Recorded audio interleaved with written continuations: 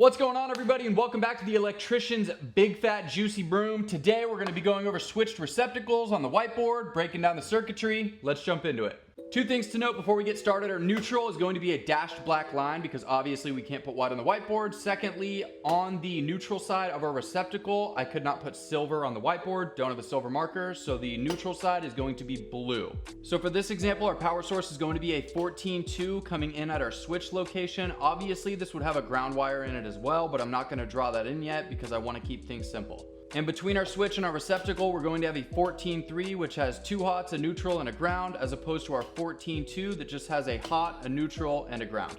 Now, starting first with our neutral at our switch location, what we're going to do is just splice these two neutrals together. And then at our receptacle location, what we're going to do is land the neutrals directly onto those blue screws. Like I said, those are supposed to be silver, but I don't have a silver marker. We'll go ahead and get the neutral drawn in to these silver screws on the neutral side of the receptacle. Next, we're going to take our power source and splice that directly to the black wire from our 14-3. And under that same wire nut, we're going to have a pigtail, which will provide us with constant power for our switch.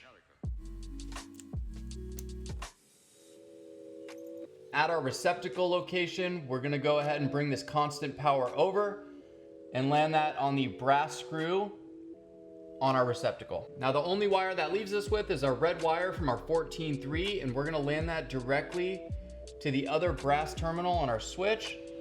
And at our receptacle side, we're going to land that on the brass screw on the bottom. Now that we have everything drawn in, we can start to take a look at what's actually going on here. But first, if you are enjoying the video or learning something, I would greatly appreciate it if you would like and subscribe. Next. All right, so let's start breaking this down. Our neutral comes in at our switch location and just gets spliced directly to the neutral from the 14-3 that gets landed on the silver screws of the receptacle. What that's doing is just providing a return path for current at the receptacle, because at the switch, we do not make a pigtail here because the switch does not need a neutral.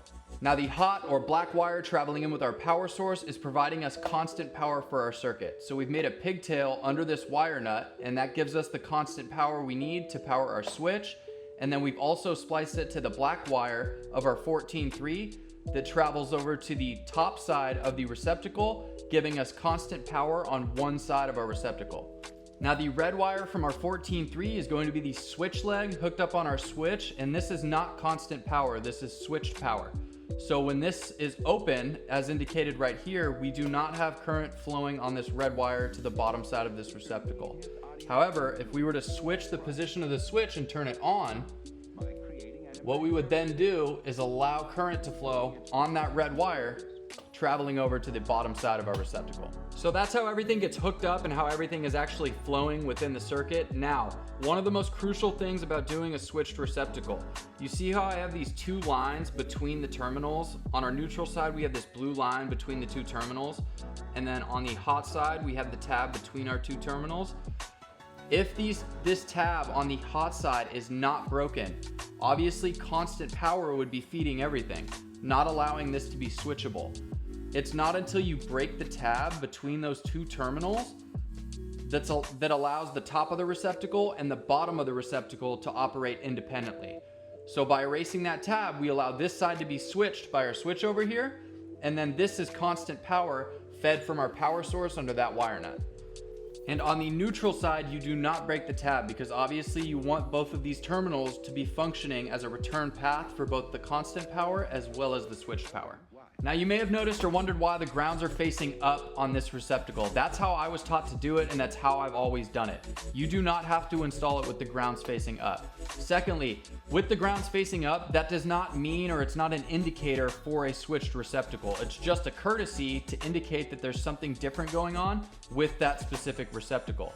There are other reasons why you would have a ground facing up, but in a residential setting, the way I have always done it, if it's a switched receptacle, you have the grounds facing up.